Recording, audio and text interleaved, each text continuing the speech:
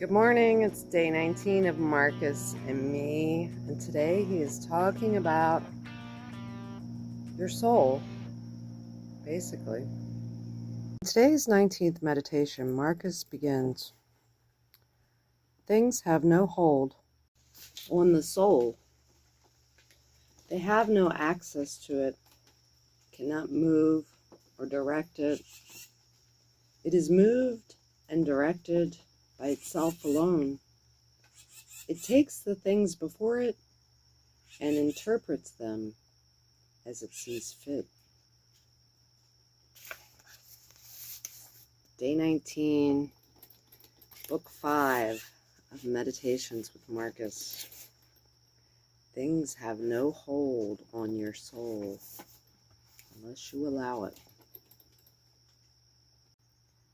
When I first read this meditation, I'm thinking of Jesus and I believe it was Peter, correct me if I'm wrong, and him walking on the water.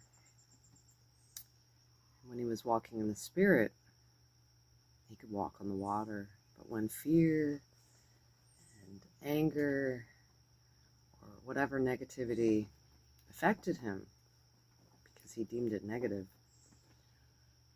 he fell down in the water. And it's a great parable if you understand the deeper meaning of that. It wasn't just about walking on water. It's about your soul. It's about your soul. And how things can have no effect on you unless you give that power. If you give someone access to that power. If you keep your eyes fixed where the eyes go, the souls go. Anyway. Ay. Marcus and me. That's all I have to say today. We had rain showers coming down like gully washers last night, till 2 in the morning. And it's pretty overcast today and gotta hit the road and get my oil changed. That's on my agenda this Monday morning. And it will have no effect on my soul. It will have an effect on my truck, though. Have a great day, everybody. Peace be with you. And remember that as you go about in this day, that nothing that you face, no obstacle, no criticism, no harsh words can have any effect on your soul unless you give it access to it. Today's reading from Marcus, it made me think of the 4 agreements, and I've mentioned Don Miguel Ruiz before, and his 4 agreements are amazing, and the one that I love the most, that applies to what today's meditation was, is don't take anything personally. It says, nothing others do is because of you. What others say and do is a projection of their own reality, their own dream. When you are immune to the opinions and actions of others, you won't be the victim of needless suffering. And this actually even applies today to the extreme devotion, because that woman looked at the man beating her and knew that he was a child once, that they could have played together and been friends.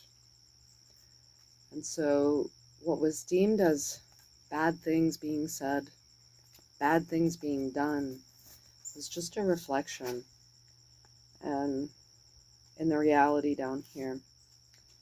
And so I tell myself that a lot when people lose their temper, or when they come against me and say I'm never pleased, I'm always negative.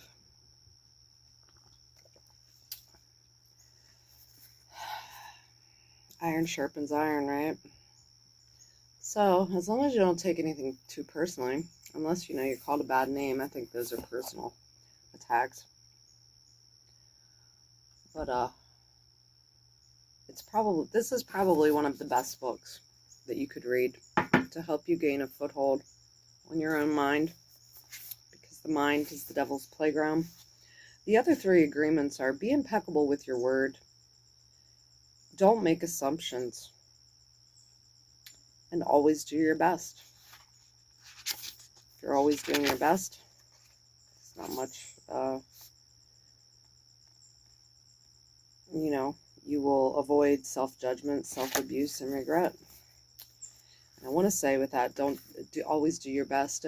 Don't be a perfectionist, because there's no perfect down here. And we've been trained since we went off to school that we need to be perfect somehow in an imperfect world.